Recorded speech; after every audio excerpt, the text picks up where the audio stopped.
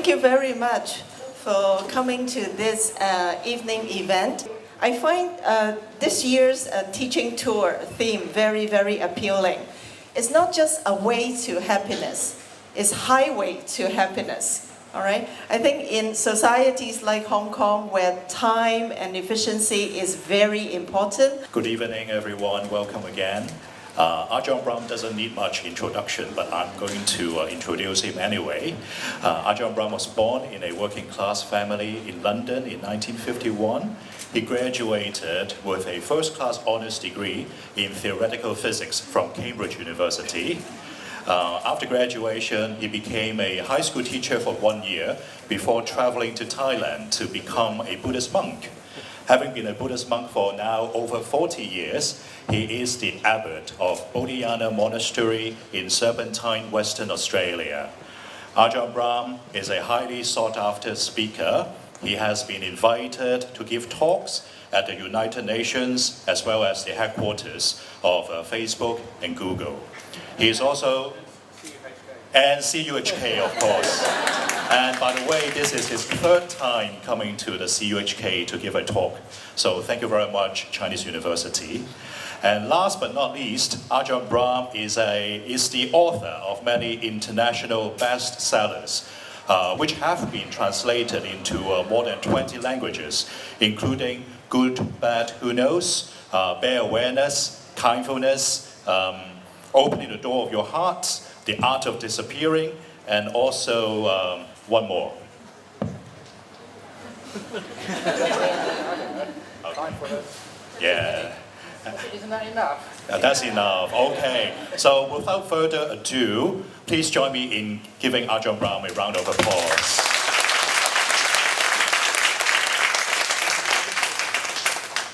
Because when I was first got interested in things like meditation and Buddhism, I still remember a Zen master coming to London.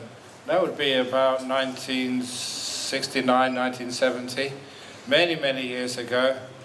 And I always remember what he said to me. He said that anyone who ever writes a book has to spend the next 7 lifetimes born as a donkey. So I've got a long time as a donkey. So if you see any donkeys in your next life, be kind to them. That might be Ajahn Brahm. All he really meant is that sometimes people can be very intellectual, and the intellectual just misses a lot of the points. We can actually read, we can argue, but does that really make us happy? Yes, you can get a lot of knowledge, but what's the point of knowledge if you can't use it to have a happy, healthy life and to have a good relationships, lots of friends, and be enjoying your life?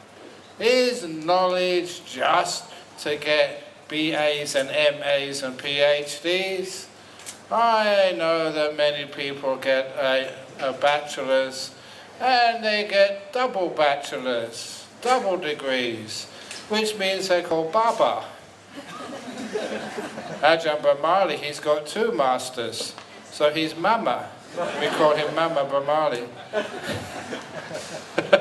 And you know what PhD means? Permanent head damage, that's what somebody told me. But no, not all PhDs are like that. Many, many doctors are really wonderful people. But as long as we use that knowledge to create some wisdom.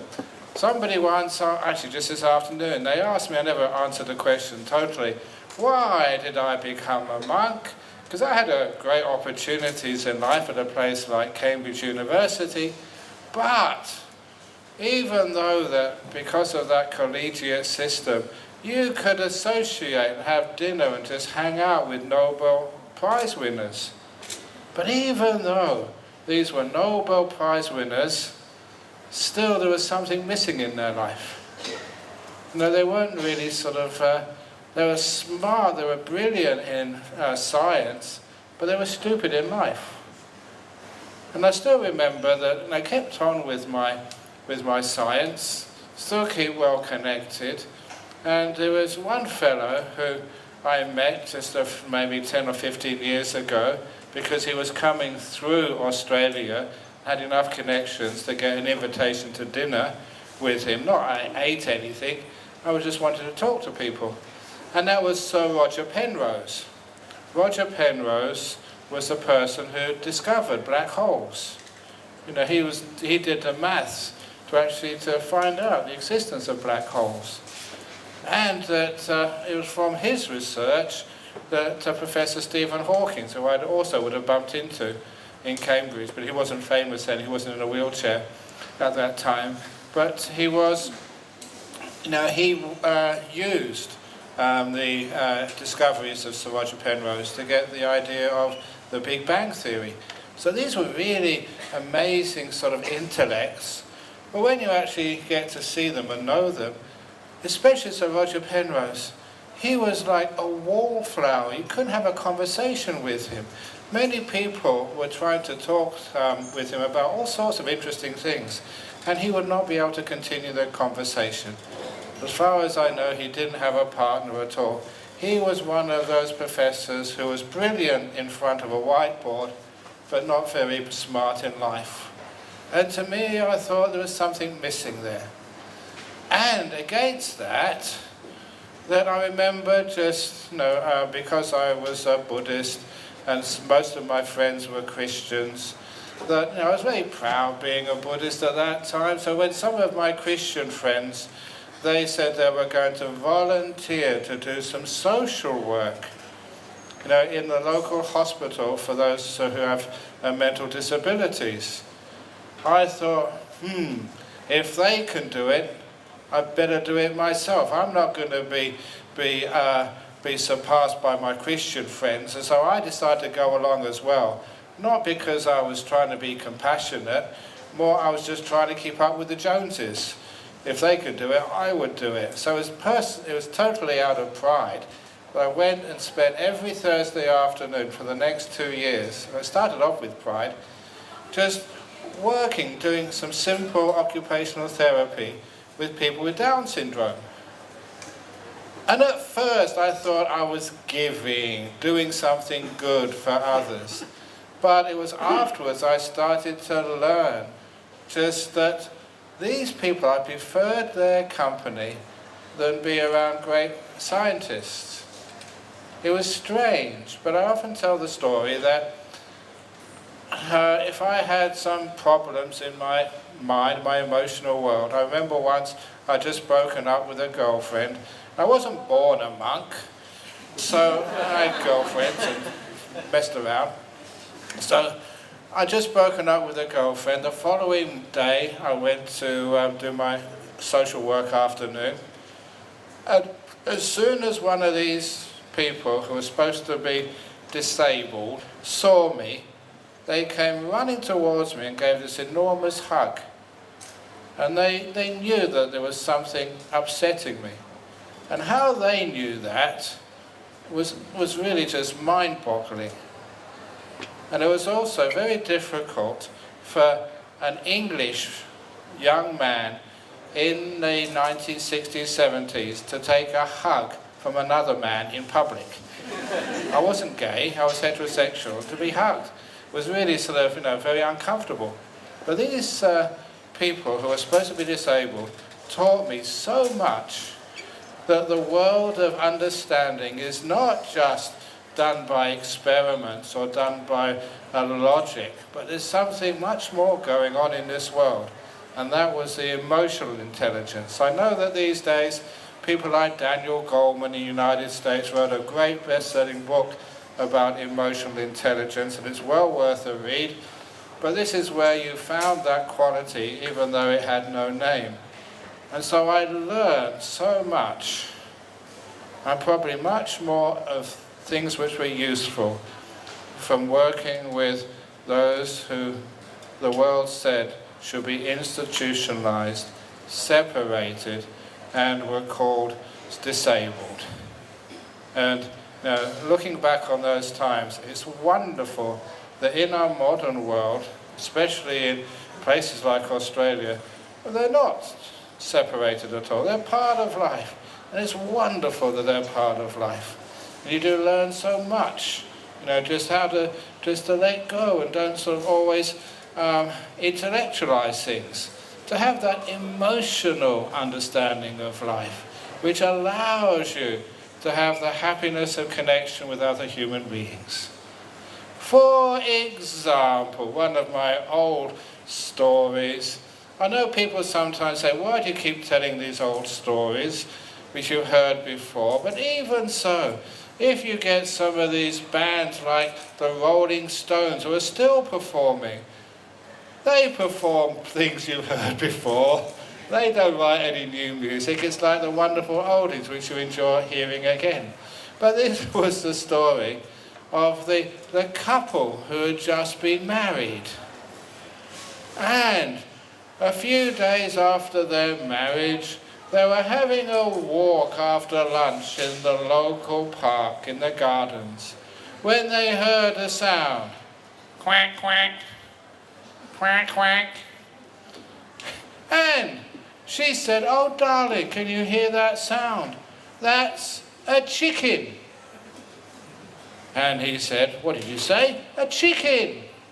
And he said, look, it is not a chicken, that is a duck. I am a scientist, I'm an ornithologist. That is a duck. It goes quack, quack. It must be a duck. She said, no, I am certain that is a chicken. He said, it's a duck.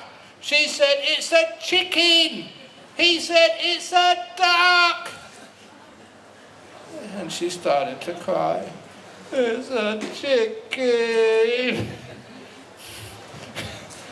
And he looked into her eyes and remembered why he married her. And he squeezed her hand gently and said, darling, I think you may be right. It is a duck. So it's a chicken, sorry. I was empathising with the man, being a man myself. It is a chicken. And it went quack, quack again. Yeah, it's a chicken. And she said, oh, thank you, darling. And that afternoon, they had a wonderful walk, and that evening had a wonderful hot dinner. And the moral of that story, in life, does it really matter if it's a chicken or a duck? Is that worth having divorce proceedings about?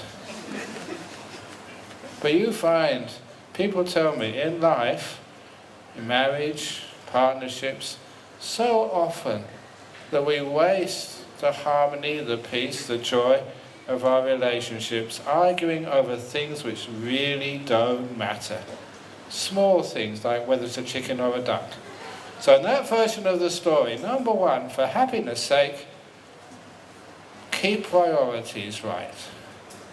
What's more important, is your love, peace and harmony. Much more important than being right. And number two, sometimes we always think we're right, and it turns out we're wrong. Just because it goes quack quack does not necessarily mean it's a duck.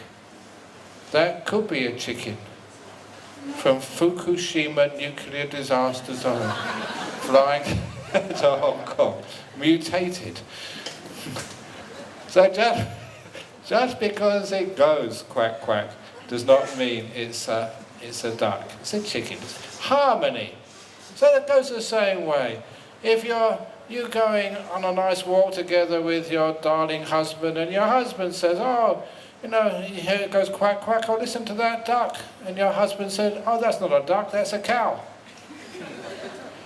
Agree with him. It's worth it. So there are times when we argue and it just creates disharmony. And of course, that happens in politics, in life, and most things, just small things, especially at home. So no need to argue about little things. That's just a simple story, but that has saved so many marriages.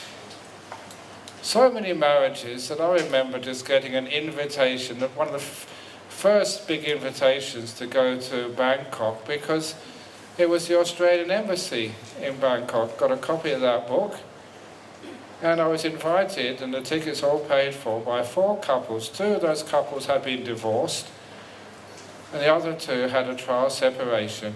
And because of that one story, they came together again. And they said, thank you so much.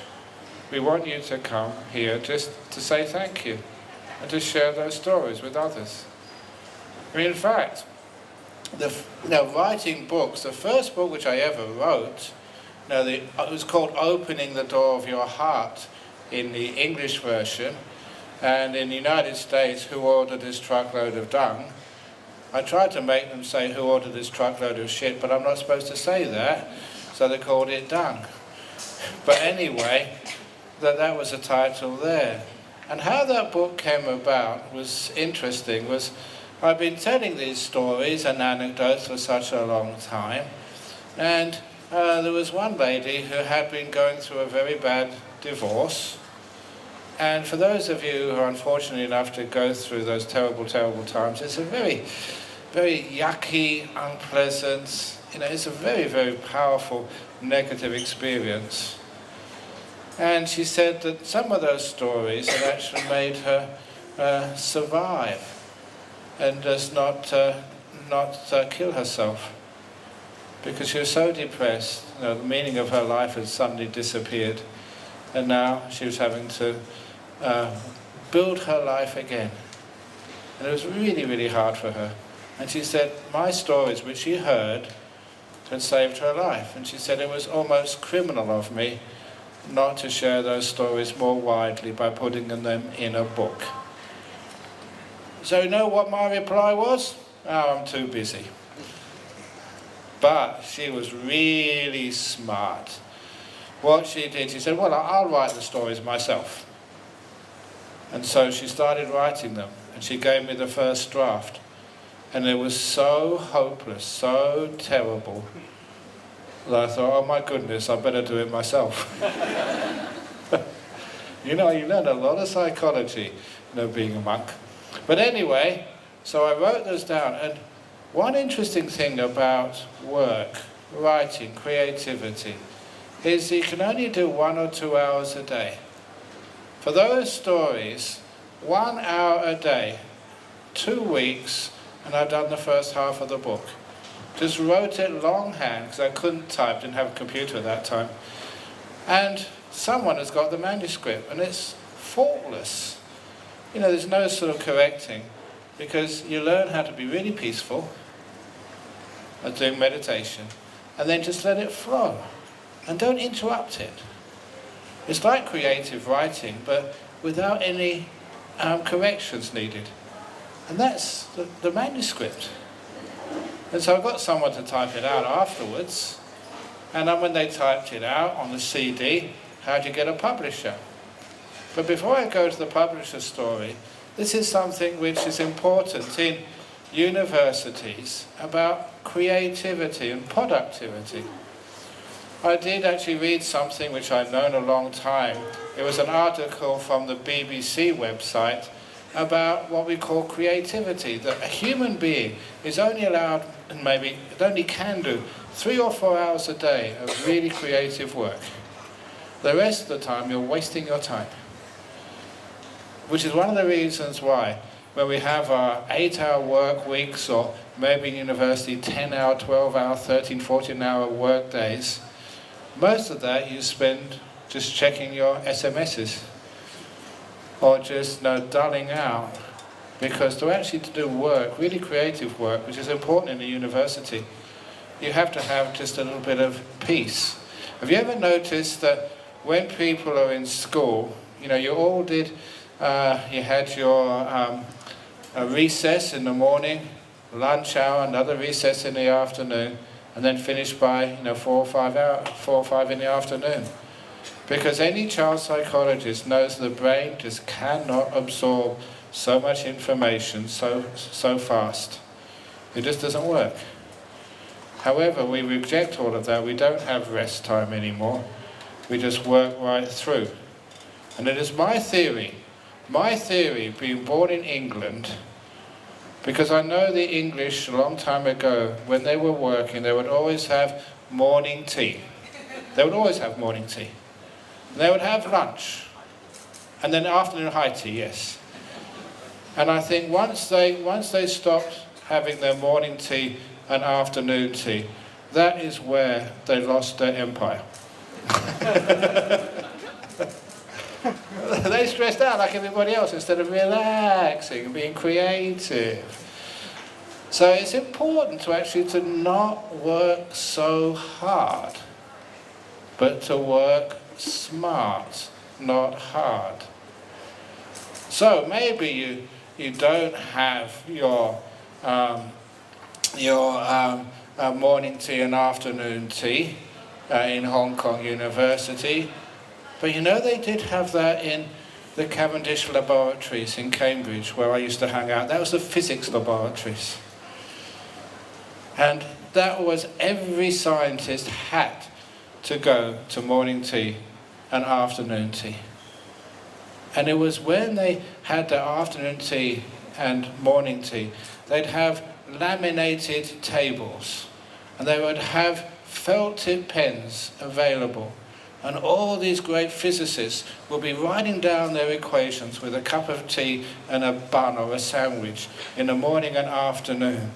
And that is when they got their synergy from other scientists, and that's where they made the breakthroughs. In the tea rooms of the Cavendish laboratory, so many breakthroughs and Nobel Prizes appeared on the tables of the tea room. And when I heard that, I remember looking at those ladies who were serving tea and who were cleaning up afterwards, and wondering how many of them were KGB spies. But anyhow, just so to have a bit of a break is where actually you have your happiness and productivity.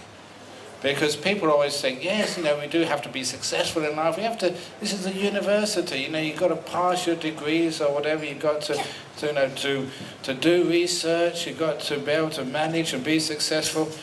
And for goodness sake, don't keep working, pushing. Because what that does, you get sick, you get sort of unhappy, and also that you don't produce very much.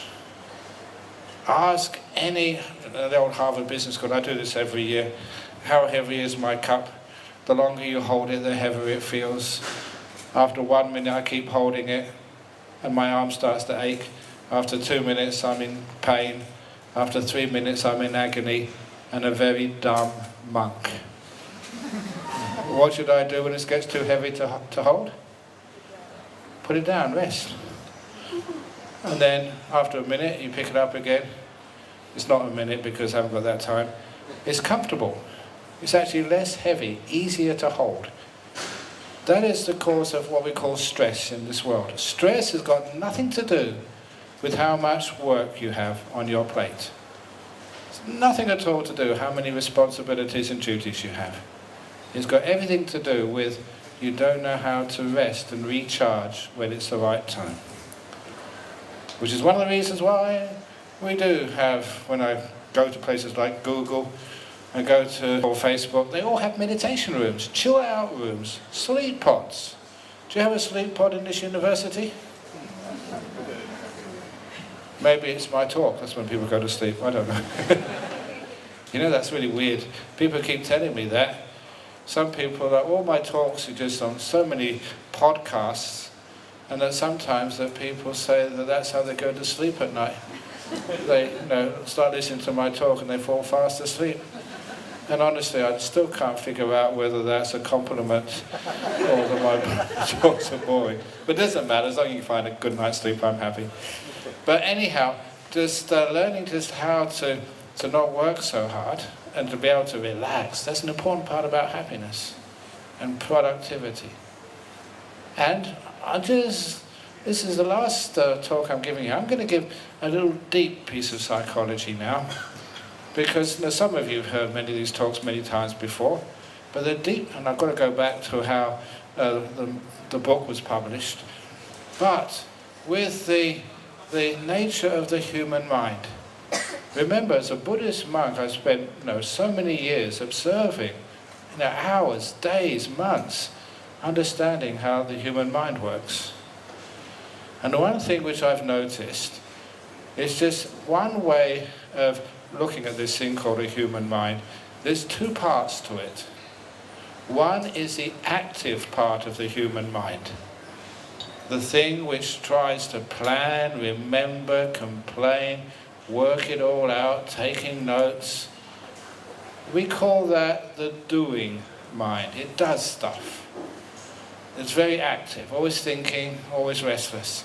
The other part of the human mind is called the knowing. It just knows. It's passive, receives information without reacting or judging or figuring out the consequences. The knower. Now, I do remember, as a scientist, as a physicist, doing experiments, you had to really notice just how your mind was reacting to the results as they came out from the machines, and as you noted them down. You must be very careful just to know without reacting, not do anything. Collect all the data first, without judging it. Otherwise, you get some weird, anomalous data which never made sense, and you think, oh, it was wrong. And you would just admit it, forget it, just scrub it out. And it's sometimes those strange results, that's where you get breakthroughs from. But sometimes we judge before all the information comes in. And so I learned, even as an observational scientist, to be able to just to know without thinking what it means yet. To have mindfulness, awareness, rather than reacting and doing things. And that was not just the modern idea of awareness. There was something else going on then, which again, being in the forefront of all this, being quite well known and so being influential in that mindfulness movement, what you did find out was that when you stop doing things, when you relax more, when you stop planning, holding all the weight of the past memories, complaining, when you learn how just to be still and just to know, your mind re-energizes. You actually literally wake up. Your awareness grows stronger and more powerful. In other words, after you've relaxed, just being aware, don't react, don't do anything, don't plan, don't check your text messages, just to learn how to rest and relax. After a short while, your mind energizes. You can see, hear, feel so much more deeply. Little things. An example, when I was in Cambridge, great I had that training to explore and challenge. I did a meditation retreat in 1970.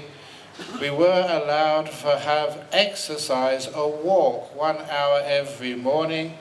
And because I knew that part of Cambridge, I would always head for the botanical gardens at Cambridge. It was in Bateman Street, the back entrance, if anyone knows Cambridge.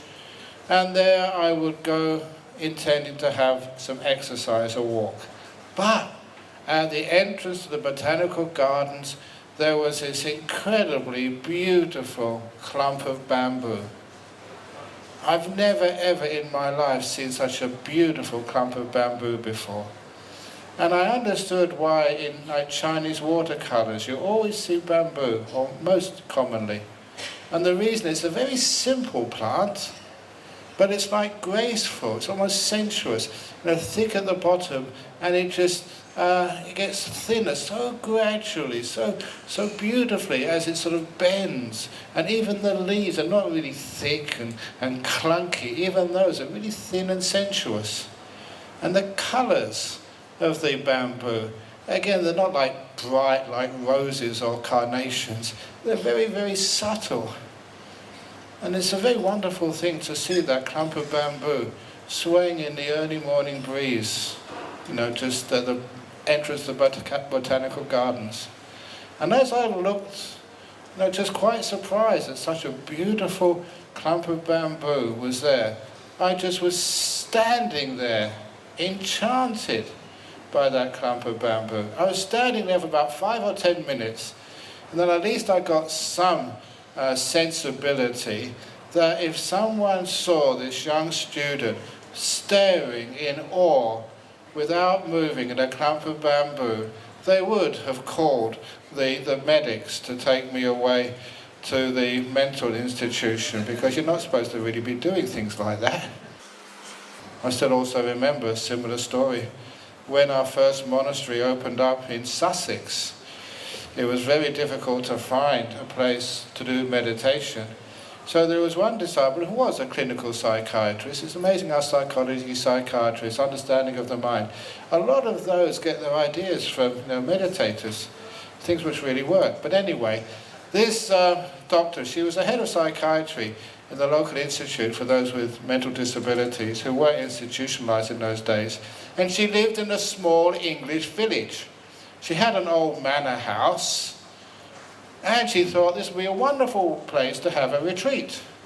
So they had a retreat there, maybe 30 or 40 people doing some meditation. And part of the meditation, they do this walking meditation. I don't know if you've seen some of the books by Venerable Thich Nhat Hanh. They're doing walking meditation, walking really peacefully, very slowly. And so they had about 30 or 40 of these meditators walking really slowly in the garden, very mindfully. And English people, if you don't know, I'm one of them, it's true, that they're very nosy in the village. So one of them was looking through the window, seeing what was going on, and saw all these weird people just walking so slowly. They knew that was in the grounds of the head psychiatrist in the local mental institution. So she added 1 and 1 up and made 3. And she thought she brought some of her patients home. And so she called the police. And the police came along to arrest all those meditators and take them away. And it took a lot of explanation to say that these weren't crazy people. These were meditators. So be careful what you do. But anyway, there was I, just standing still, watching this clump of bamboo, and I'd have been taken away, because people, that's not a strange thing to do. They probably thought I was on drugs. I wasn't on drugs. I was just being very peaceful. So there was a bench close by. I sat down to watch. Sitting down, you could do things. Standing up was weird. So I looked at that clump of bamboo for about 50 minutes. And I only went back because I needed breakfast. The next day I went back again. 8 days I went there. And I never finished with that clump of bamboo. It was the most beautiful clump of bamboo I'd ever seen in my life. And then retreat finished. Went back to studies. One free afternoon. In those days in universities you actually did have a free afternoon. Maybe not these days, I don't know. But anyway, I had a free afternoon. And I went back to my most beautiful clump of bamboo just to visit it, after about a week of just doing studies. And I was shocked, I couldn't find my beautiful clump of bamboo. All I saw was this dry, desiccated, dusty, weak piece of reed. Bamboos, they're not really supposed to be in the climate of England. It wasn't beautiful anymore, it didn't captivate me. And I wondered why. It was the same plant. The only thing which was changed was my mind. My mind was now tired with all the busyness of work, social life in a Cambridge college. My mind had closed up, it couldn't see the beauty anymore. And those were some of the things which I understood about the nature of wisdom, seeing deeply, seeing beauty, and the nature of happiness. If you think too much, if your brain works too hard, you get so tired, you're not fully depressed, but you're half depressed. Your food doesn't taste that delicious. Colours are grey. You get critical of other people. you get negative, you don't sleep well, you're tired. If you could only take a rest, your brain power increases. Instead of wasting energy and doing stuff, the energy goes to just knowing. Your mindfulness gets charged up. It gets empowered. And for those of you who know some British poetry, William Blake, to 17th century mystic, artist and poet, to see a world in a grain of sand, a heaven in a wild flower, hold infinity in the palm of your hand, and eternity in an hour. That fellow had an idea of what it means to see deeply into things, to see a world in a grain of sand, to be able to look at something like a bamboo and see what other people can't see, to see a heaven, delight, beauty, happiness in this tiny little flower emerging amidst the grass. Hold infinity in the palm of your hand. Yeah. Eternity in an hour. It's not regarding my talk, which is supposed to last an hour. I hope that doesn't feel like an eternity. But it was just an hour just rhymed with flower, whereas a moment does not rhyme with flower. So that's why I use the, it's just the requirements of poetry. But that really showed me just some of the reasons where the secret of happiness lies. And there is something really to that. If you know how to relax and rest, then you don't feel tired, you're happier, the food tastes more delicious, the people you live with are far more attractive, life is more delightful, everything starts to glow and be happier. Free happiness and joy and creativity.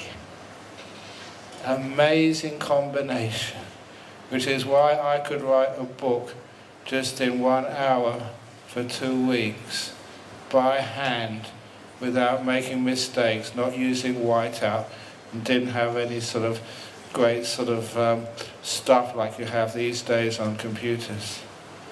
And you know how it was published?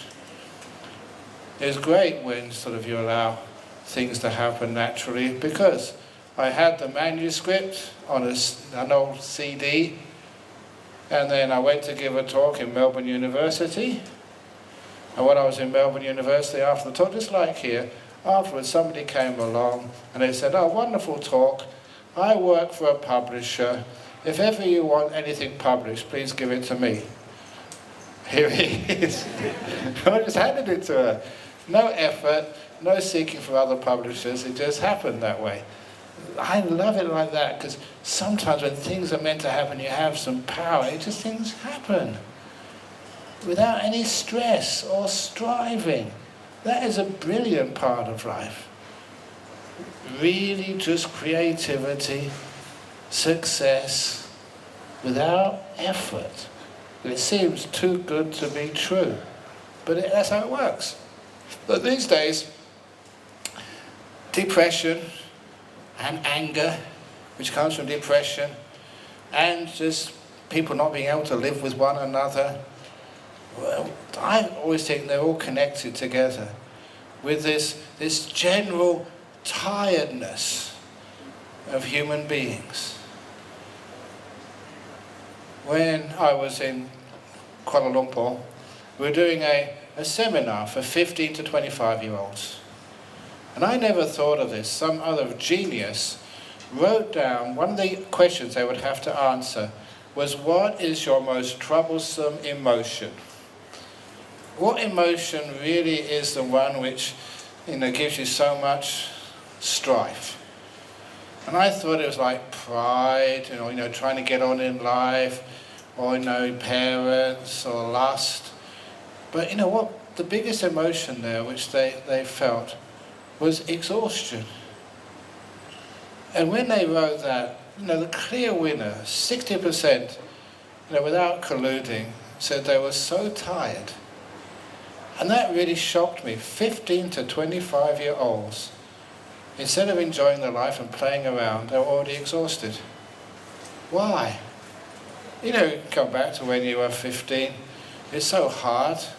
You know, you got your peers always telling you you've got to be beautiful, you've got to be strong, you've got to get a girlfriend or boyfriend, be attractive. At the same time, you know, the school work is getting very tough. You're going your O-levels and A-levels, important time of your life. And then your parents are on your back to make sure you do really well in those exams. Life is just so demanding, 15 to 25 years of age. And people, instead of learning how to enjoy that life, they're already exhausted, and it doesn't even get better from there. You really push yourself so hard, working till, you know, you get so you can't even sleep well at night. Can you take a day off? When you do have a day off, Chinese New Year holidays, what did you do?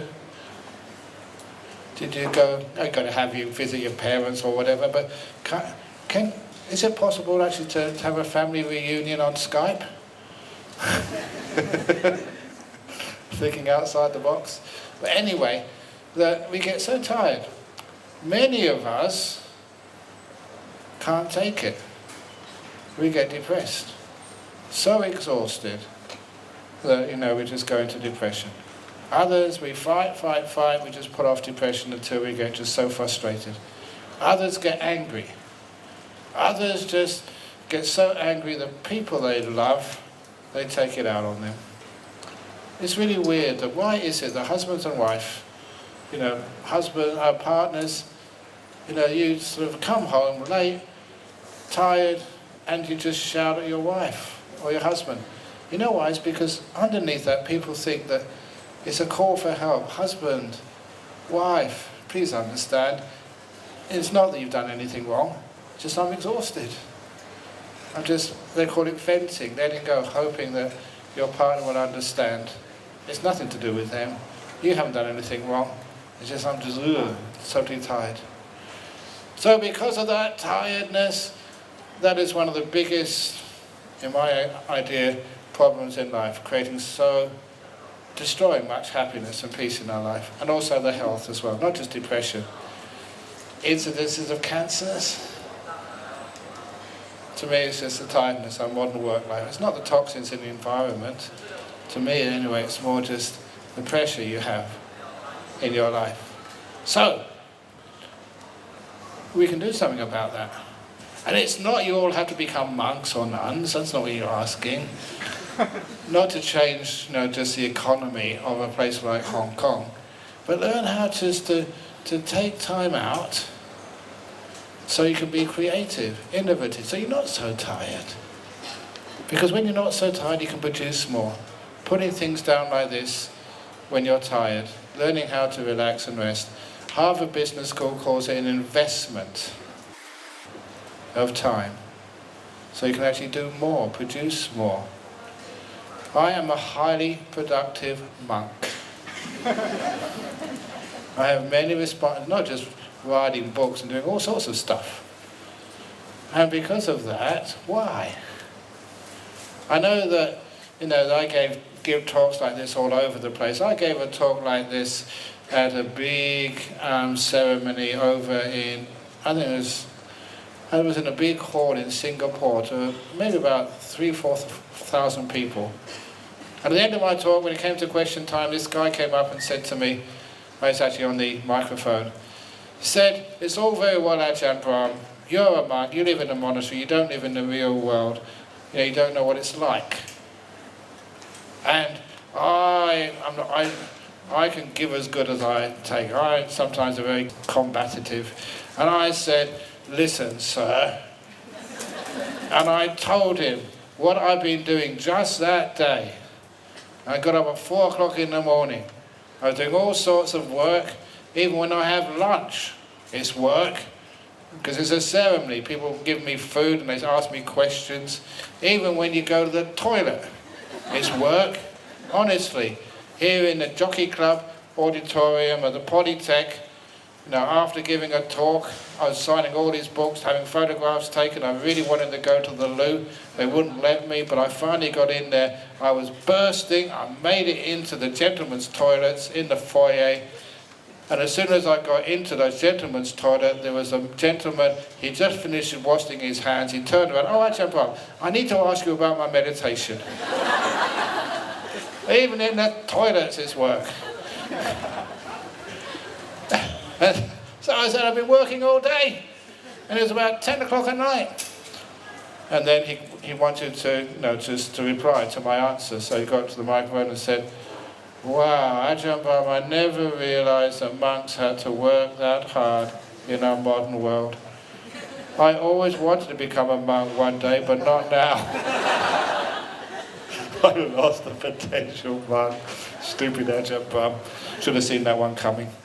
But anyway, you can work hard. Healthy, smart, be productive. So yeah, I do know what I'm talking about. And hopefully that this is where you can have a highway to happiness without changing your profession, your job, your lifestyle. It's just how you do things, not what you do. That is where the idea of the highway to happiness comes from. There is something which highways sometimes get congested. There's traffic jams, such as the Cross Harbour tunnels, which I've been stuck in before. What do you do when you get stuck in a traffic jam? Do you complain? Do you honk your horn? Do you get road rage? Or do you think, what a wonderful opportunity this is to relax?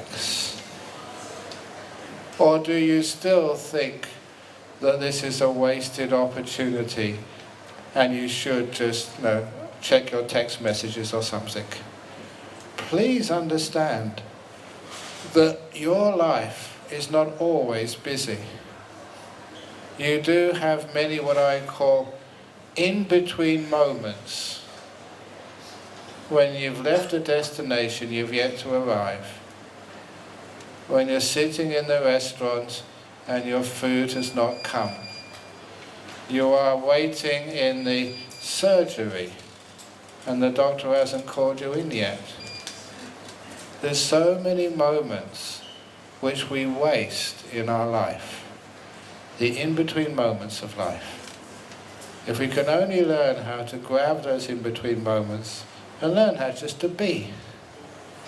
I often say that in Hong Kong, been in here for 9 days, apparently this is my 11th time in Hong Kong. In all these years in Hong Kong, there are very few human beings who live in Hong Kong. I hardly ever see a human being in Hong Kong. I was in New York, London last year, very few human beings. There's many human goings and doings, but very few human beings. Are you a human being or a human going somewhere? Or instead of just being here, try it. See if you can sit down and just be instead of doing something or going somewhere. This is what I mean by grabbing the in-between moments of your life. By grabbing those in-between moments, it's amazing how good that is for your health, how much more you notice, how much more you can understand your own bodily health and the truths of relationships. The in-between moments of life are what we miss. That way you can learn just how to be happy. You don't need much to be happy in Hong Kong. So, not just a highway to happiness. People always strive to get the bigger car. Don't get a bigger car. I always say that because I'm Theravada, his other name is Hinayana. We're a small vehicle. Small vehicle is much better for the environment and it's easier to find parking places. Small vehicles are good. Not just that. I was mentioning about small houses and apartments in just the previous talk I gave. Why do people love to live in big mansions? Again, my parents were very poor. I promise I've told this story. I'm not quite sure how old I was, but maybe 6, 7 years of age. It could be a couple of years later, I'm not sure. But my father, because he was sick, he suffered from asthma. And very often he was at home or in a hospital. So we had a small, what we call a council flat in a poor part of London. I didn't realise it was poor until later on I wondered, well, why were most of my friends migrants? Because, migrants, when they first come to a country, they usually live in the poor quarters. It was wonderful having so many people from different cultures I grew up with. But that when in that very small home, I remember that, I don't know if it was my mother or father, they had put a £1 note, the bills, only £1, but that was a lot of money for them, above the little coal fire. You had to have a coal fire, otherwise you'd freeze to death. I had a coal fire, and somewhere or other a breeze came, and the £1 note just went into the fire and started burning.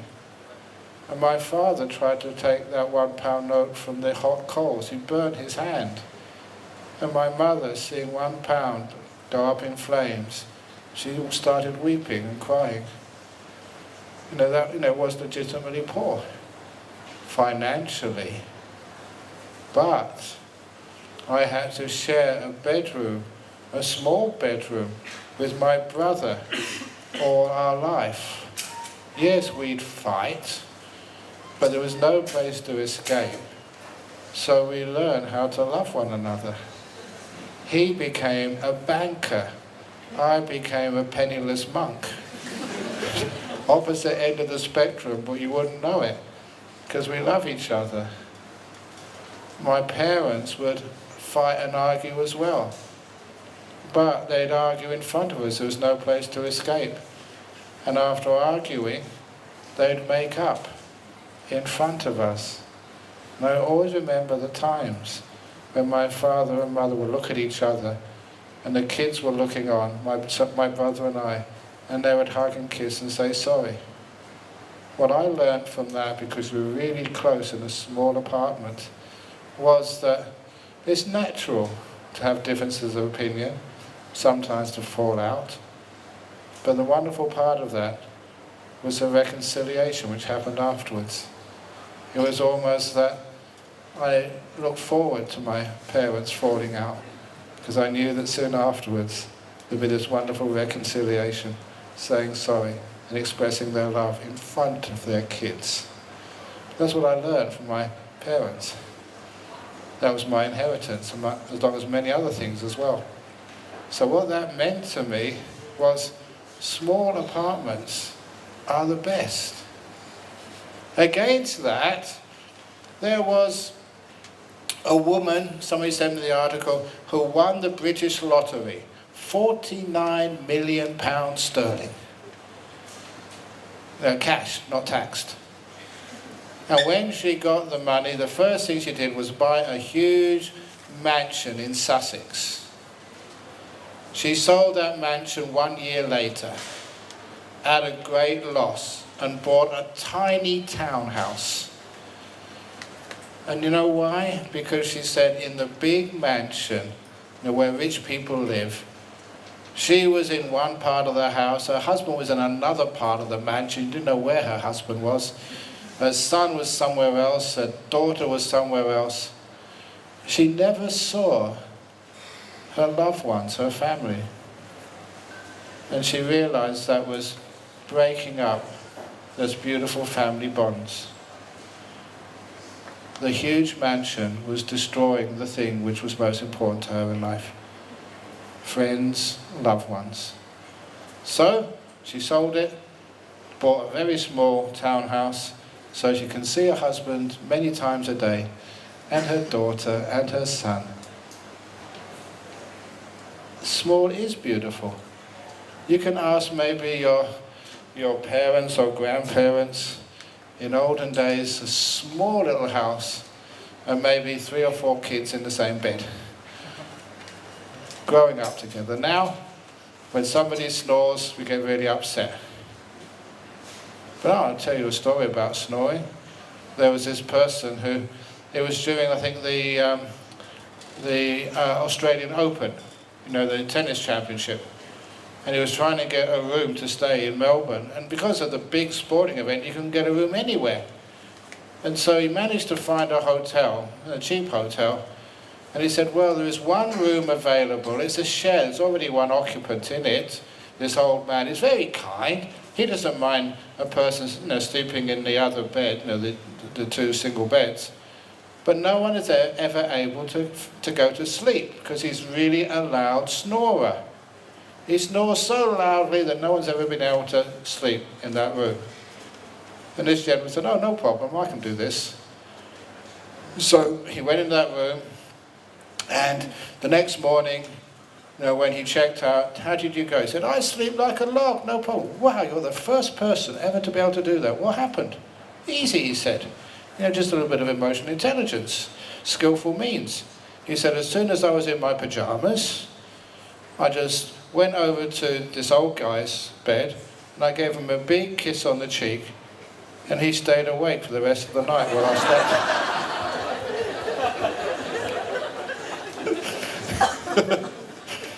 Emotion. I don't know if I should say that story, but anyway, it's a good little introduction to get you awake again amongst the serious stuff.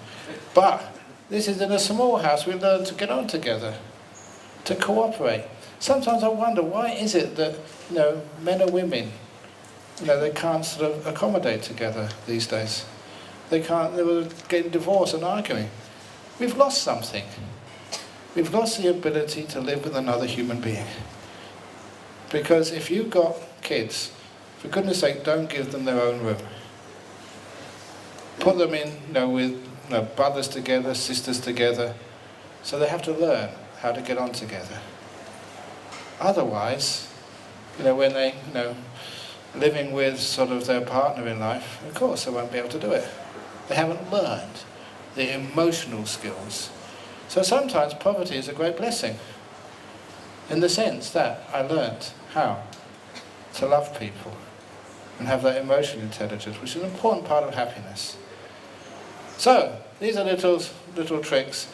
And if you have heard these stories before, I'm going to finish off with the Einstein story, because I don't think I've said this in this time before.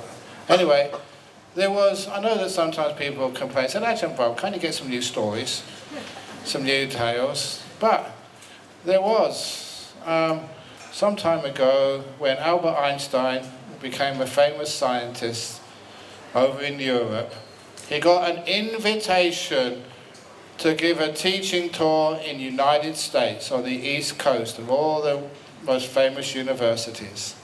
And he went by boat, because they didn't have aircraft in those days, at least not sort of aircraft which were reliable. So he went on boat, and because all they had was some newspapers, people didn't really know what Albert Einstein looked like. So they did arrange a car with a chauffeur to take him from university to university to give his lecture on general relativity. And when, after going to about 6 or 7 universities, the chauffeur happened to mention to Albert Einstein, said, I've heard your talk so many times, I think I can give it myself.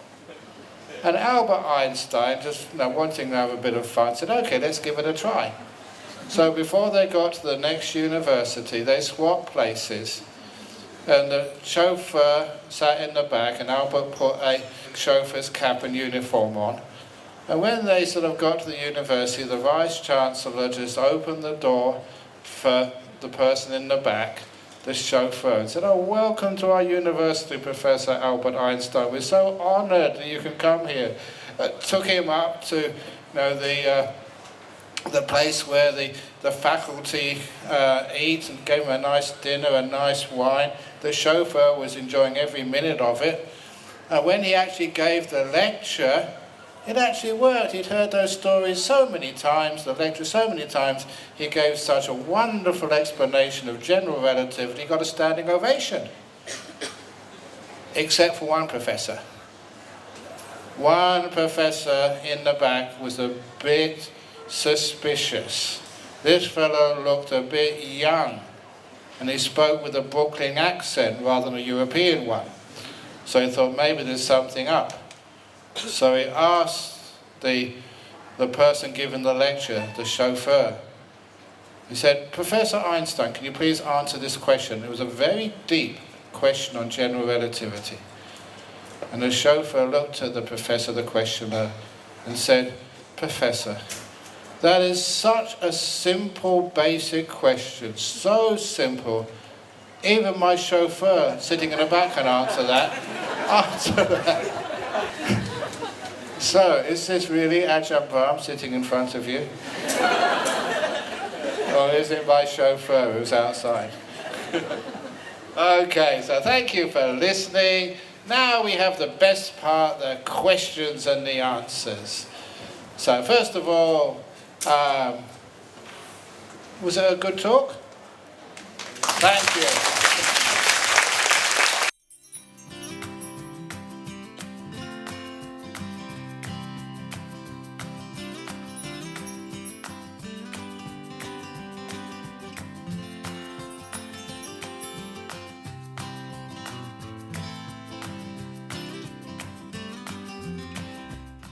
It depends how you look upon the world. As terrible?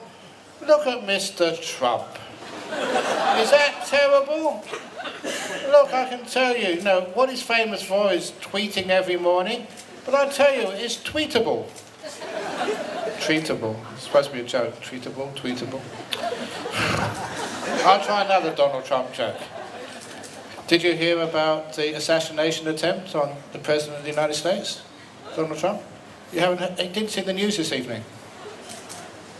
A gunman stood up while President Trump was about to give a talk. He pointed a gun at the president. I don't know how they got it through security. And one of the guards, one of his security agents, saw the gun pointed at the president and shouted out, "Donald, duck!" And the gunman laughed his head off and they could arrest him. Donald Duck. Look, I'm trying my best. Is it a terrible place? Or is it a wonderful place of opportunity? We make a mistake, things go wrong, do something about it. It's not that terrible.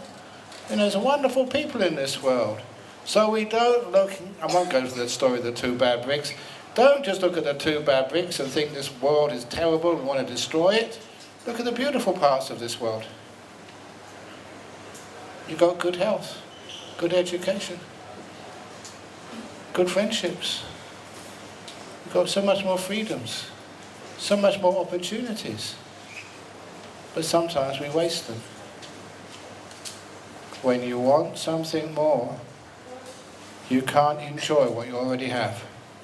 Great little saying, when you want something more, you can't enjoy what you already have. Your lovely husband, it's not the best, not the worst, but you want him to be better, you can't enjoy him. Your beautiful wife, yeah, she's 60, but she's beautiful.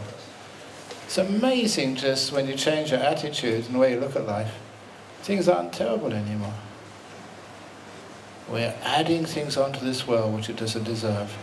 And we're asking from life things which it can never give us.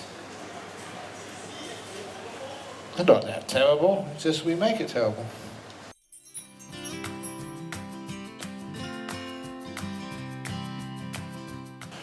If you pursue happiness, you usually get misery. Should it be sought after? Look, if you know what you're chasing, then Seek it. But do you really know what happiness is? And sometimes we go seeking for happiness, not realizing it's right where we are. When we stop seeking and just look around us and appreciate what we have, there is instant happiness. I'm happy. I haven't got any money. I haven't got any insurance. I haven't got any retirement plan. I can't look forward to retirement. I've asked, this is my 67th year, apparently in in Hong Kong, that you retire at 65. Mandatory. I'm in Hong Kong. I'm over 65. What am I doing sitting here working? But they told me, Ajahn Brahm, you're not allowed to retire. It's really unfair. I'm going to start a union. I'm going to complain to the government. I'm going to have monks' rights. But apparently, they tell me, the older you are as a monk, the more venerable you are, the harder you have to work. A holy man only really begins his work at 70. So I haven't even started yet. They don't pursue anything. Stop and enjoy. There was this lovely cartoon. I love cartoons. I want happiness. A guy had a piece of paper. He went to the monk. I want happiness. And he was really angry. The monk took his piece of paper, scrubbed off the word I. He said, it's not about ego and self. You can't be happy when you just think about yourself. Want happiness, the piece of paper read. The monk said, second problem, want. That's craving. He took off the want, took off the I. So what does that read? Happiness. Happiness is there when you scrub off the I and scrub off the want. Then you have happiness. That is one of the reasons why on this retreat, or this visit, this teaching tour, I've invented another new word. I like inventing new words. Please don't ask me for a selfie. A selfie is just so egotistical. A selfie on your iPhone. It's all about me. So, you're banned from taking a photo, calling it a selfie on your iPhone. You're only allowed to take Wi-Fi's. Because there's usually two people in the photograph, so it's not about I, it's we. So anyone who wants to take a Wi-Fi either afterwards, you're most welcome on your Wii phone. And that way you can have much more happiness. So happiness, if you pursue happiness, that is why the pursuit of happiness causes a lot of misery. The reason I wrote the title of that book, Don't Worry, Be Grumpy, the grumpy story was of a person who was at one of my meditation retreats, and I was really showing about happiness, let go, be happy, be joyful, blah, blah, blah. And that really made her upset. She really got sick of people telling her to be happy, because she felt miserable. What's wrong with being miserable? And the more other people said, oh, come on, be happy, the more she got miserable. So she came to see me, said, I can't stand this any longer, always people smiling, I know they're faking it, at least that's what I think, and I feel so miserable, it makes my misery feel worse, when everyone else is trying to make me happy. So I said, sit here for a moment. I went onto the computer, I logged in, and on this beautiful letterhead on Gothic script, I wrote the first grumpy license. I said, this license, because you have to have a license to drive a car, a license to get married, a license to have a house, a license to practice whatever you're doing in your world, to be a doctor, you have to have a license for almost anything these days. So, do you have to have a license to die? A dying license? Do you have to ask permission from the government before you can die? Interesting, you don't, do you? Give them a chance, they'll do it. Fill out the paperwork before you're allowed to die. Anyway, the grumpy license, I said, this license gives to the person, I wrote her name there, she was Veronica. This license grants to Veronica permission to be grumpy at any time, for any reason, or no reason what in particular, for the rest of her life, until the coming of Maitreya Buddha, signed Ajahn Brahm. And I dated it. I gave her permission to be miserable. So she didn't have to try so hard to be happy. She had permission from her teacher. She really respected me to be miserable for the rest of her life. And as soon as she got that grumpy license, she was happy for the rest of the retreat. People try so hard to being happy, it makes them sick. So if you feel grumpy, if I did have the opportunity to change the American Constitution, that's how I would change it. As well as the gun laws and stuff like that. But I would say that you have the right to pursue happiness or grumpiness. You have a right to be grumpy and miserable. Instead of people thinking you're such a failure, you're so hopeless, come on, get your act together, be happy, come on, smile. You're a monk, come on, smile. No, I'm going to be grumpy. As soon as I let myself be grumpy, I start laughing. So, don't pursue happiness, pursue grumpiness. And it will really make you so happy.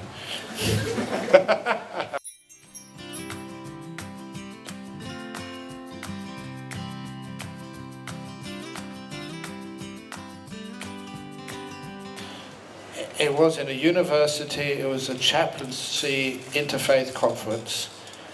And I was presenting together with a Catholic abbot.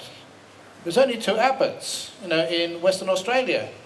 So I can't choose, who I can sort of, just discuss abbot business with. There's only one other monastery, it happens to be a Benedictine monastery. So every now and again we meet together, we discuss monk business, not monkey business, monk business. It's amazing just, how many things we have in common, running monasteries. So anyway, he became a good friend. His name was Abbot Placid.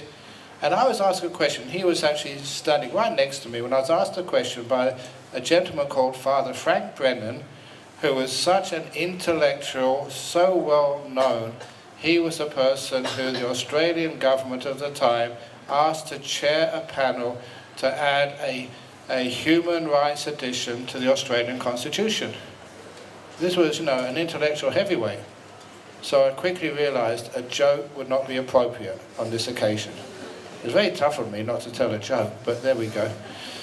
So I started with like an inquiry. I said, the gentleman next to me, my really good friend, Abbot Placid, one of the things he's always been telling me is that one of his fundamental beliefs is that everyone is searching for God.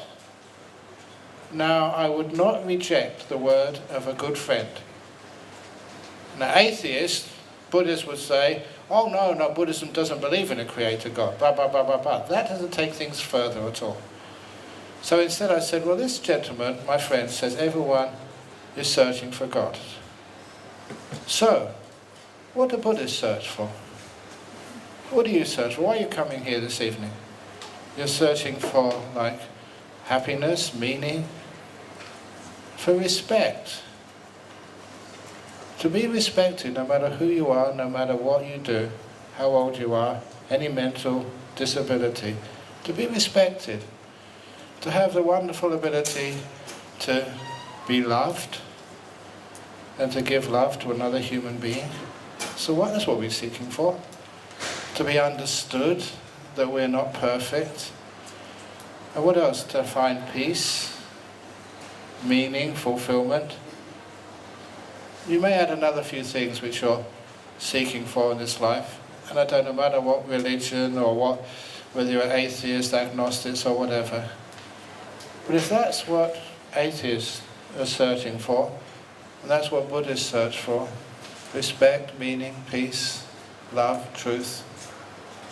And my friend says that's what he believes everyone is searching for God. That must be what God means. Respect, love, to give and receive that love. trust, meaning, peace. And that was an answer I was very proud of, because that was something which broke down the barriers between religions and those with no religions. Science is something which everybody could agree with and find harmony. Isn't that what we're searching for? Peace, the harmony, the love, respect. Forgiveness is in there too. We all make mistakes. So we'll search for forgiveness, understand we're not perfect. Please forgive us. We still love each other. And that was something which I'd love to share with more people. So instead of saying, oh, Buddhists don't believe in God, and then having an argument, let's take it to a much deeper level. So that's Buddhist idea of God. At least my explanation.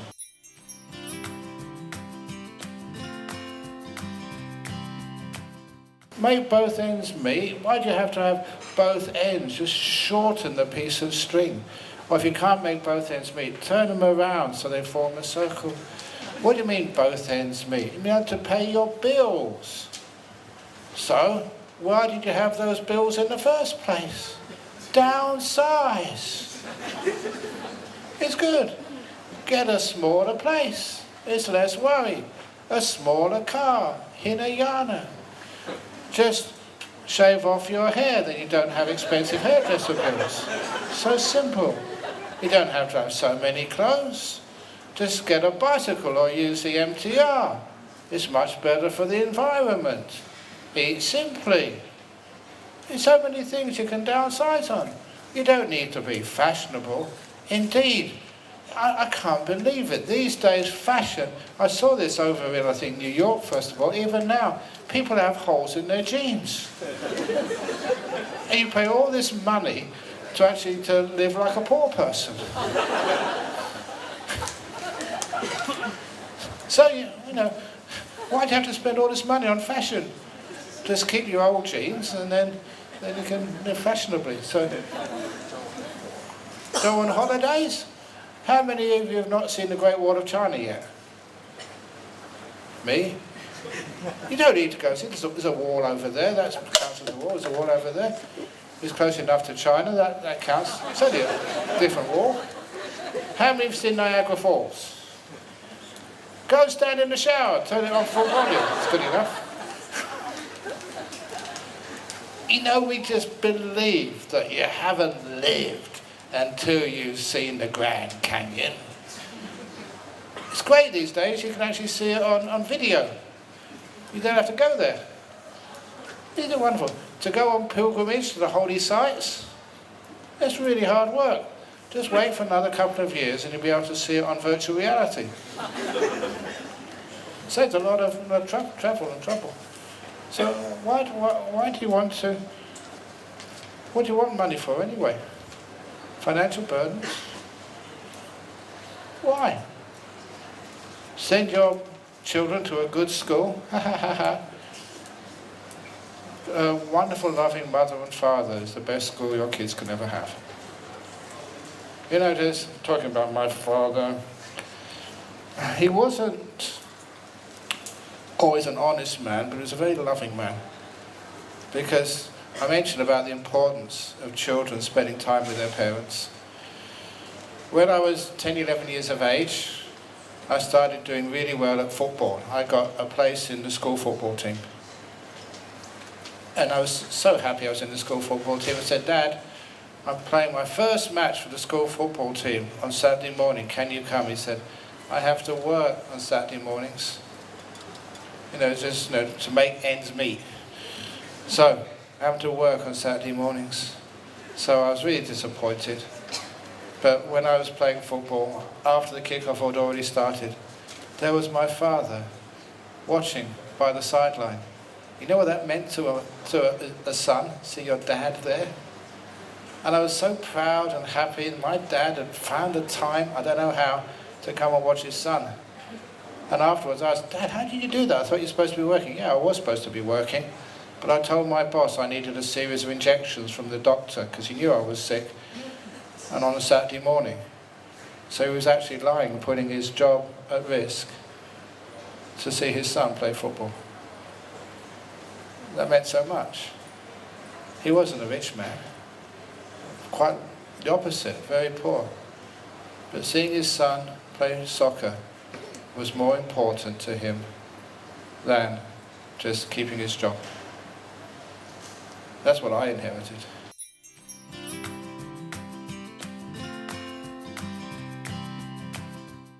Tell that to Mr. Trump. Be less afraid. Because always when people, just not face up to the truth of things, that he didn't have the most people at his inauguration. There are problems in the world, but, there's goodness in the world as well. So narcissistic, when you look at yourself and think how wonderful you are. I sometimes joke that Ajahn Brahm is a very humble monk. I spent many years being humble, and I always say, if you put all that energy and effort and time into being humble, what's the point if you don't let people know about it? So if you are humble, flaunt it. That's my saying. Let people know how humble you are. So I reckon I'm the most humble monk in the world, and I want to see if I can get in the Guinness Book of Records the most humble monk. That is narcissism. So less narcissistic, just, allow yourself just to be a human being, which is not perfect. Narcissism is the idea that you are absolutely perfect. You look in the mirror and you think you're perfect. Actually, I look in the mirror, and I made a big discovery when I looked in the mirror, because, I always was worrying about, just trying to find out the meaning of these words, and looked up the meaning of anorexia. Anorexia is a very difficult disease in this world. And when I read out the definition, I realized that was my problem. I looked in the dictionary definition of anorexia, and anorexia is defined in the dictionary as you look in the mirror and you think you're fat. That's me. I look in the mirror and I think I'm fat, so I'm anorexic. Okay, that's pretty funny. Anyway, all these excuses for being overweight. Anyway, just because a senior monk has to have gravitas. Not only that, but true story, it was not this year, a couple of years ago, Chinese New Year, and I was just, people doing a bit of a celebration over in our monastery in Perth, and I was just standing by the door, minding my own business, and this elderly lady, she's obviously Chinese, and couldn't speak a word of English. She came there to celebrate Chinese New Year. She took one look at me and rubbed my belly for good luck.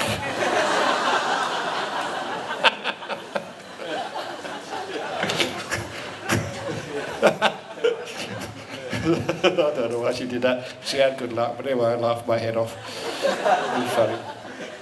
Anyway, for narcissism, look, we're afraid of just being who we are, whatever that is. That is, I've said it so many times, the trees in the forest. Sometimes that people are not just narcissism is actually quite rare, but depression and lack of self-worth, that is really, really a problem in our world. Actually, they're both problems in our world. You go in the forest, I've said this so many times, go in a forest, look for the perfect tree. There is no such thing as a perfect tree. One really straight, all the limbs, the branches equally spaced, only green leaves, no yellow leaves, no brown leaves, no leaves which have been eaten by insects, and a very smooth trunk, a bark with no damage on. Such a tree does not exist in nature. In fact, all the trees in a real forest are bent crooked with branches hanging off, brown leaves, any green leaves, munched by insects, damage in the bark on the trunk. There's not such a thing as a tree which is dead straight.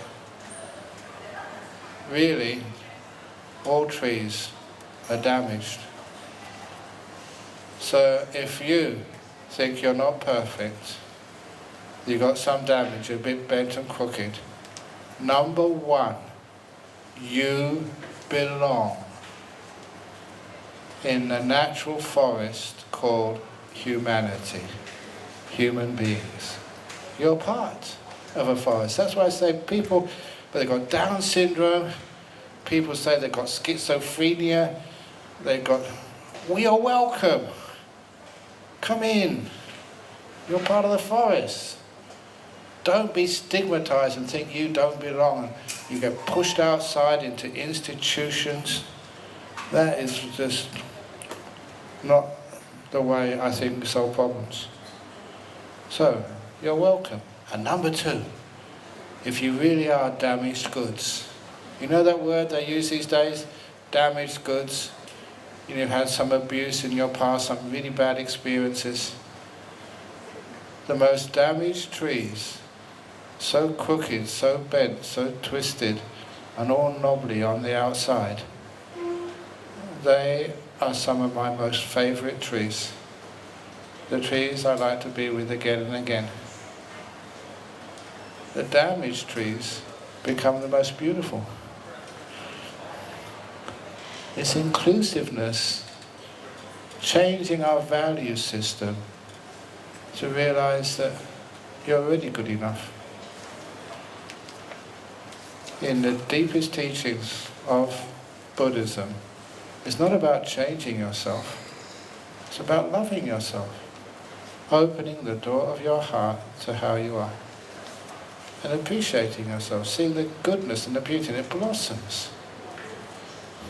You don't have to change anything except your attitude. A wonderful thing. So I don't have to, just lose weight. You would recognise me if I did. It wouldn't be the same old Ajahn Brahm. You'd have nothing to rub on Chinese New Year. So anyway, that is just about how narcissism, lack of self-worth. Go into nature, go into a forest and check that out. What is your favourite tree, the one which is most beautiful? And then you'll understand human beings don't need to be perfect. They're not perfect anyway. They're bent, crooked, damaged. We're all damaged from things which happen to us in our life, to a greater or lesser extent. Don't hide it. Celebrate it as your beauty.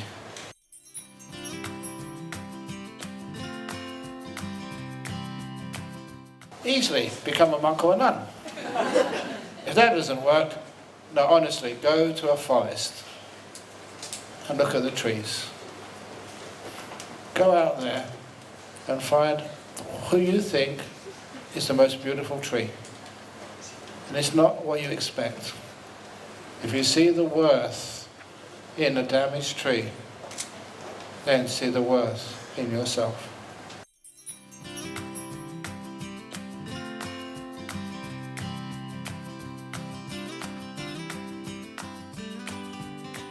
So if you are, before you get into deep depression, you do really need to have some medication, unfortunately. That's the only real way to kick you out of that. But don't allow yourself to get into the really deep depressions. When you see it happening, just start to understand, okay, this is my strategies. The sorts of things which I can get and they're readily available to lift up my mood when you start to get a little bit depressed. First of all, just relaxing, resting, listen to some funny movies, favourite music, favourite food, Ajahn Brahm talks, books, whatever. So you get to so deep and you're in a hole, it's hard to get out. But before you get so deep, see if you can catch yourself. There was one fellow monk of mine, it's not depression, but a similar thing, that he was in the military in the Vietnam War. He got shot in the back of the head, and he thought he was going to be blind, and he was going to commit suicide. He found out once the bandages were removed, he could see, and he had his big pension from the US for being injured, and eventually became a monk. literally being shot in the back of the head knocked some sense into him. But he was always, if he ever got stressed, he would have epileptic fits because of the damage to the brain. And what he did, before mindfulness training was really known, because he was a monk, he would watch just the process in his mind coming up to an epileptic fit. Now, when the fit was actually full blast, he couldn't do anything about it, but he could see the precursors to the fit. And he could be aware earlier and earlier and earlier and earlier, until he got so aware of the process, the mental process, which preceded the fit, he could catch it so early, as soon as they, and now I've got to go and take a rest. He was able to catch it so early, and he had all of the strategies, mostly just going to a dark room and just relaxing and resting and not doing anything, that he never had those fits again. The mindfulness actually caught them early, so he could actually go a different route. Same with depression. If you can catch it earlier and earlier and earlier, you can find your own strategies, so you don't have to go through that again.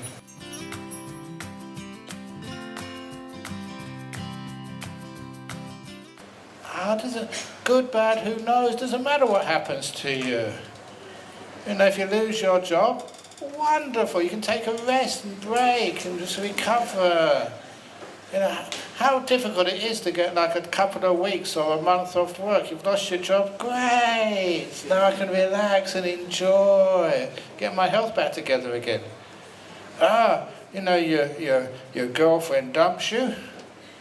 Oh, wonderful. You can save a lot of money. And you may be able to get a better model next time. Same with guys as well. But also, and if they really dump you, wonderful. You can become a monk. That's what happened to me. My girlfriend dumped me. Oh, thank you so much. If I ever meet her these days, I don't know where she's gone to, what happened to her, but oh, thank you so much. I fell in love when I was 19. 6 months of bliss, happily together, and then she dumped me for another guy. Oh, thank you so much. Thank you. If you hadn't have dumped me, I would have never become a monk. Oh, thank you so much. So whatever, you look at the positive side of things. So then when you can't be anxious about your future. Because whatever your future holds, it's always wonderful. With your attitude. Doesn't matter what happens. What was I telling somebody the other day? I travel around a lot.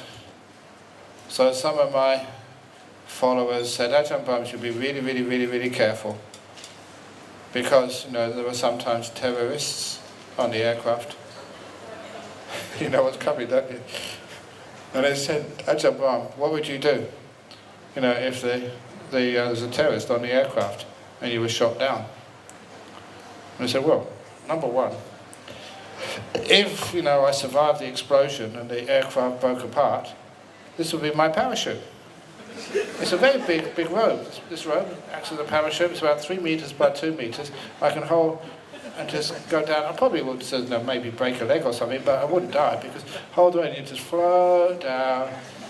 So this is my parachute. What happens if you fall in a Muslim country? They see a Buddhist, a quite low white person. No, first one. I said, look, all I do is I'll push this up a bit and it'll be my burqa. And they wouldn't know there's a white guy underneath. It's called using initiative. That's initiative. But what happens if the whole aircraft explodes in a big explosion? Then what? I said, that's where I got the 3 benefits of dying in an aircraft explosion at 36,000 feet. One of the best ways to die. Firstly, instant cremation. You know what it's like in Hong Kong, going to a funeral parlour, making an appointment, paying lots of money, getting all of your family and relations from all over the place to come. Oh, that's just a headache. Aircraft explosion instantaneously, and have the extra benefit, ashes scattered. No extra charge. And talking about charge, these days funeral services are very, very expensive. Sometimes they cost your family a lot of money. Because if that's, your grandfather or your grandma, you can't do it cheap. You've got to look after them. But if it's an aircraft explosion, you've got no choice. And number two, is actually you actually make money out of grandma's death because you get the insurance payout. And so family does, it's not difficult financial times these days. You've got to sort of make ends meet. So that's the second advantage, a financial benefit. And the third advantage, if you die in an aircraft explosion at 36,000 feet, you are so close to heaven, it's easy to go the rest of the way. You're almost there. So those are the three positive things about dying in an aircraft explosion. So this is, don't worry about things. You just look at the future, positive mind. You can always do something.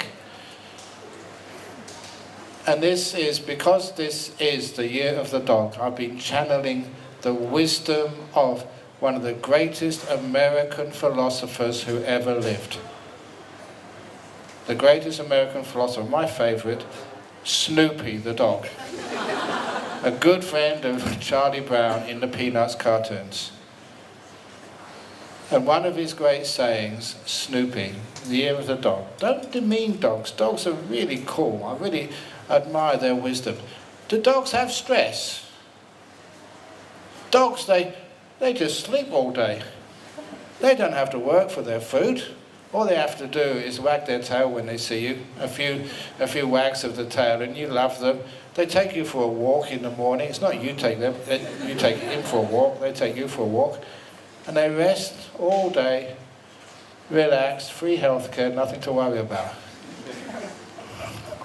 Who's the smart ones?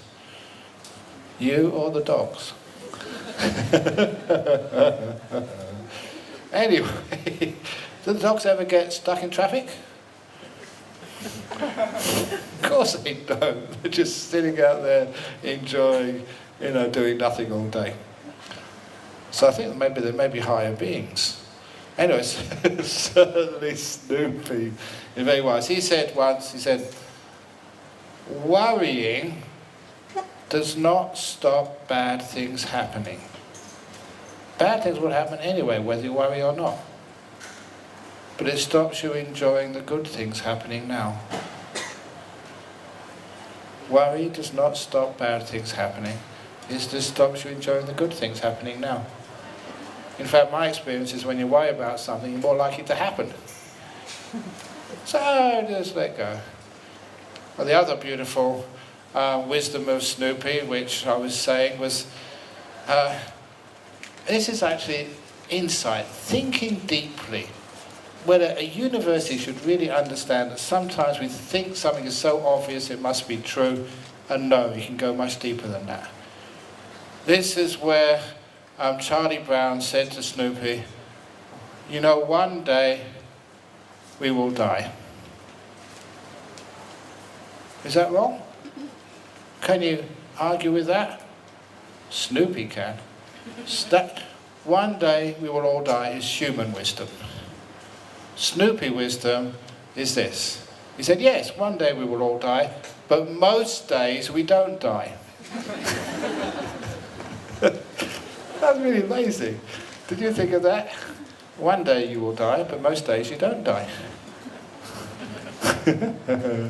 Anyway, I like Snoopy wisdom, dog wisdom. And anyway, this is about worry. When you worry about things, it doesn't stop the bad things happening. It stops you enjoying the things happening right now. How stupid worry is. Anyway, I better do some more questions. Otherwise you may be worried. I might not answer them.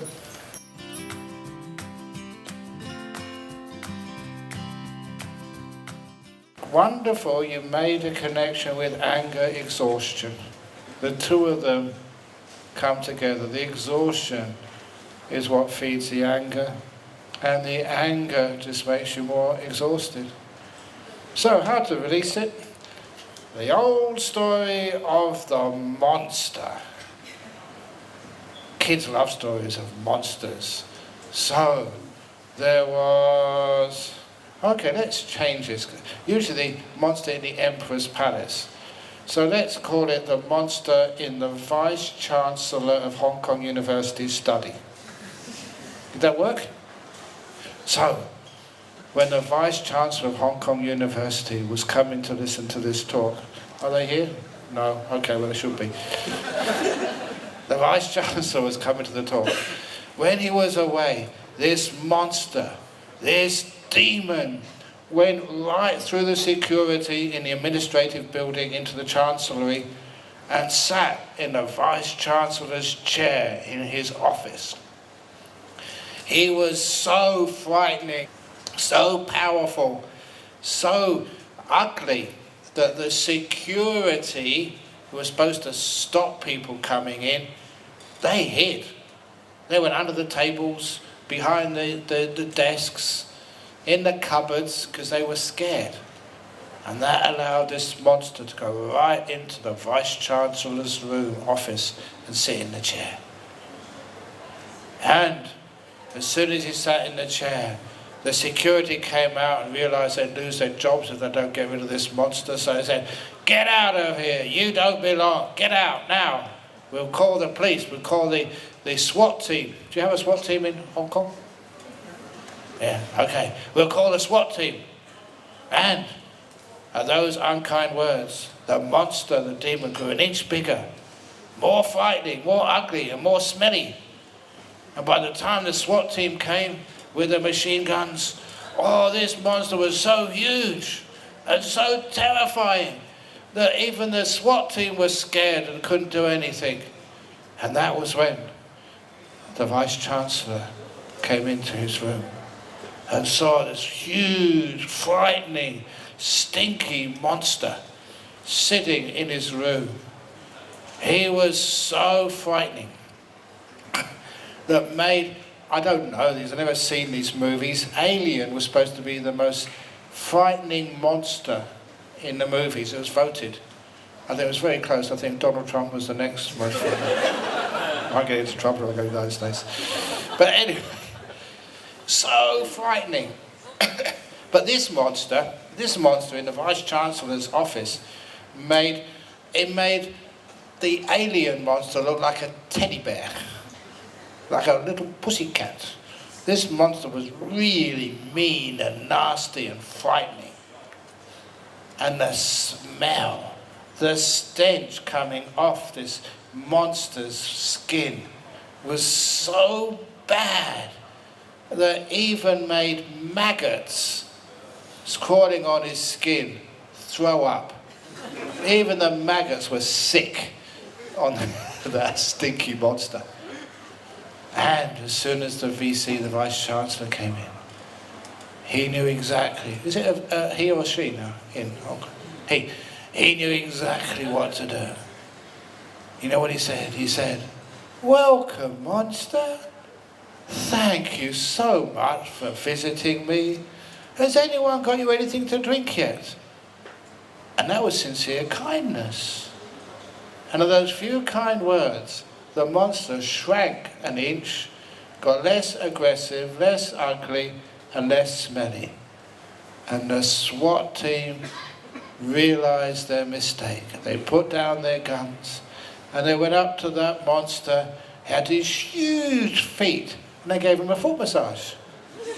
Foot massage is really nice, really relaxes you, and they were really caring, just getting the right spot. Oh, just there, just there, that's just nice. They asked the monster if he wanted anything to eat. You know, we got some noodles, we've got oodles of noodles for such a big monster. Would you like some porridge or some dumplings?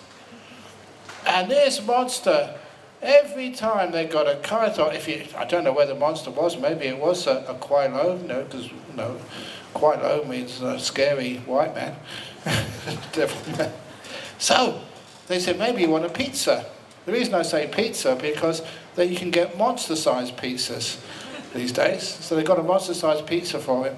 Every kind word, kind deed, kind thought, the monster grew an inch smaller, less ugly, less smelly, less offensive, until that monster was so small that one more act of kindness and the monster shrank and completely disappeared. That is based on a story told by the Buddha in the CUHK Samyutta, the anger-eating monster. I added a few different points, which I'll let you work out, but the basis is the same. You give them anger. Get out of here. You don't belong. This isn't the real me. And it gets worse. It feeds on anger. You give it kindness. Welcome. Thank you for being here. And it shrinks. Anger-eating monster. Exhaustion. Depression. Anger-eating. I don't want to feel depressed. Oh, I'm terribly depressed. If you give it anger, fighting, it lasts much longer. Be kind to it. It will pass. And even the anger in your mind. We have what we call double anger. Anger of being angry. I'm not angry. And I'll smash anyone who says I am. That's anger at being angry, so we deny it. So that's how to get rid of anger and exhaustion. It's not trapped in you. Be kind to it. Welcome it. Thank you, anger.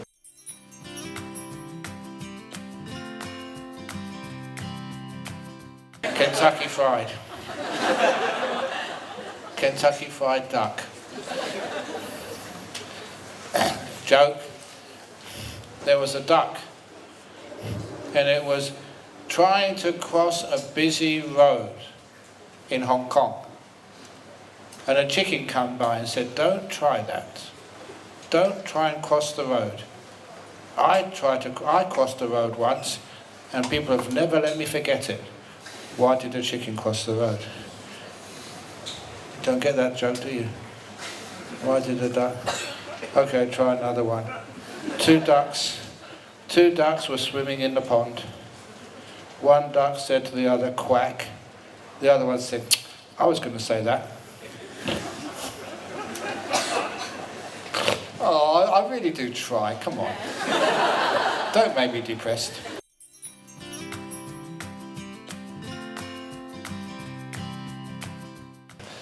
I was giving a keynote address at a human rights conference in London. It was in Docklands, had this new convention centre called Excel Convention Centre. They flew me all the way from Australia to London, put me up in a nice hotel, just for about an hour's talk. And when I was in the convention centre just waiting for the talk to begin, the organiser said there were two people trying to get into the talk saying they were my relations. And I said, well, they never told me they were coming. Are you sure it's not a scam? So I went down to the reception area. Sure enough, it was my brother and my niece. You know what my niece calls me? Because not Uncle Brahm, calls me Munkle Brahm. So I'm their Munkle. So anyway, and I've come all the way over here, please let them in. So he let them in, and then as soon as they were let in for free, I said, why you cheapskates embarrassing me? You're a banker, and I think a daughter got a really good job. Why can't you pay the fee? And they said, because it was £200 each. Now I know my market value. You were getting me cheap, cut price, special. So what is your market value? Another time somebody rang up and they said, I hear you teach meditation. I said, yeah, I teach meditation. Quite well known as a meditation teacher. People really like me. So how much do you charge? You know what I said? Nothing. For free. You know what she said on the telephone? Well, you can't be any good then. And hung up. Because people have the idea the more you pay, the better it is. So it's amazing. Just, now what is my worth? You come in here for free, so I can't be worth anything. So I never say that these days. When they say, how much do you have to pay to come into one of my talks? I say, it is priceless. It's a wonderful saying, priceless, because it's beyond price. So what are you worth? You're priceless, honestly. So if you have a lack of self-worth, it's not you're worth nothing. It's not that you're worth £100 or £200 or $1,000. What is the person in the top of Forbes magazine? Who's the wealthiest person in this room? Ajahn Brahm is priceless. So, it's changing the idea of worth. So, if you think you don't deserve happiness, you're not worthy for love, first of all, learn how to love oneself. And an exercise for you all to love yourself. Please follow me. Put your hands up like this. Follow me. Bring them in. In. Follow me. Oh.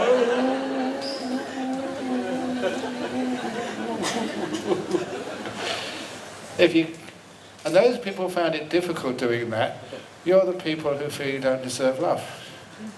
So practice. Practice hugging yourself. Maybe in private, so you don't feel embarrassed. And then go to the next stage of hugging yourself in public. It actually really feels good. You get this big rush of endorphins, you feel really good.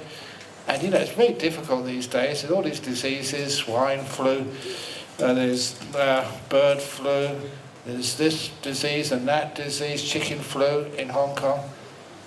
So it's sometimes very difficult to know if you get hugged by someone, what you might catch. But if you hug yourself, you've already got it anyway, whatever you might catch, so you're pretty safe. So that's a wonderful thing to do. But actually, I didn't actually mention to you that, because I know some of you have sat quite close when you've taken photographs. We should have actually been a bit remiss. I have been diagnosed as having a communicable disease. Absolutely contagious without any remedy. It's called hepatitis B. Not hepatitis, happytitis. And if you hang around close enough, you might get the virus. So, welcome to hepatitis B epidemic, starting in this little room, and hopefully it spreads.